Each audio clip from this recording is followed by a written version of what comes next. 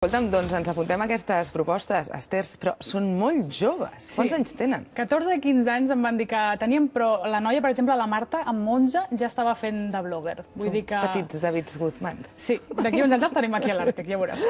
Escolta'm, ja veig que vas cremar la visa a la Setmana del Llibre, però quines activitats més vas fer? Perquè n'hi havia més de 200. Sí, hi ha moltes activitats aquest any. Jo vaig triar fer una ruta literària. N'hi havia més de 25 itineraris. També era difícil escollir, però vaig triar un, pensant que demà és la diada, és l'11 de setembre, vaig triar el de la Merla Blava, que és aquest llibre on Mari Carme Roca ens situa al 1715, és a dir, el que va passar després de la Guerra de Successió a la ciutat. És una novel·la històrica, no? Sí, el que passa que, tot i que és una novel·la històrica i documentada que relata el context de la ciutat, també barreja moltes aventures, o hi ha una ficció de molta intriga, que és el que et va enganxant al llibre. Nosaltres vam estar passejant amb l'autora en una ruta literària, el que passa que és... Saps quan estens la roba i plou? Sí, us va passar això. Doncs això és el que ens va passar a nosaltres, que vam anar a fer la ruta i mireu com es va ploure.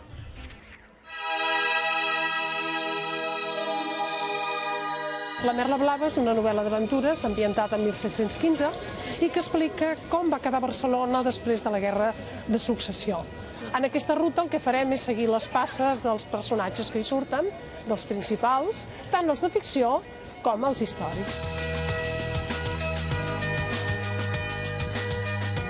Doncs en un dia com avui del 1715, si ara estiguéssim passejant, ens seria molt difícil, perquè estaria del tot enfangat. No hi havia res de pedra.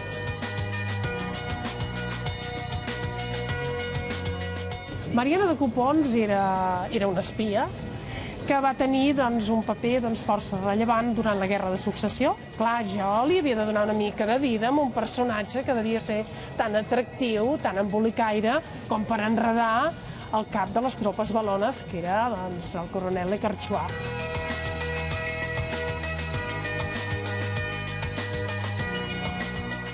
La repressió va ser general a tot Barcelona, el que n'hi ha una part que va sortir molt perjudicada, que és l'antic quarter de mar que va ser enderrocat per construir-hi la Ciutadella. Ara només de pensar que se'ns hauria pogut destruir Santa Maria del Mar, ens en fem creus.